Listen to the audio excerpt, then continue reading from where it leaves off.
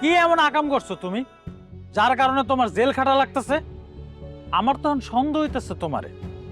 তুমি কি সত্যি সত্যি বিদেশ থেকে আইছো নাকি কোনো কামলা খাইতে আইছো? মাত্র 5 লক্ষ টাকার লেগে তোমার এখন ভিক্ষা করা লাগতেছে? মাত্র 5 লক্ষ টাকার লেগে দে না, টাকাটা আমারে তুই দে। আমি দিব মানে? তোমার কি মনে হয় আমি কোটি কোটি টাকা কামাই? হ্যাঁ, আমার এমনি বয়স হইতেছে না, সামনে আমার বিয়ে শাদী করতে হইব, এতগুলো টাকা আমি কই পাবো?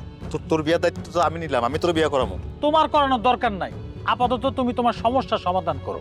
বোন তুই দে না, আমার এই বিপদে তুই সাহায্য কর। আমি কই পামু 5 লাখ টাকা? আর তোর দুলাভাইয়ের কাছে যদি আমি টাকা চাই, আমার না সংসার ভাঙা যাইব। তোর দুলাভাই না আমার বাড়ির থেকে বাই করে দিব। এমনি তোর দুলাভাই কইছে তোমার বিদেশি বাইরের থেকে যা টাকা নিয়ে আসো, আমি জমি কিনবো।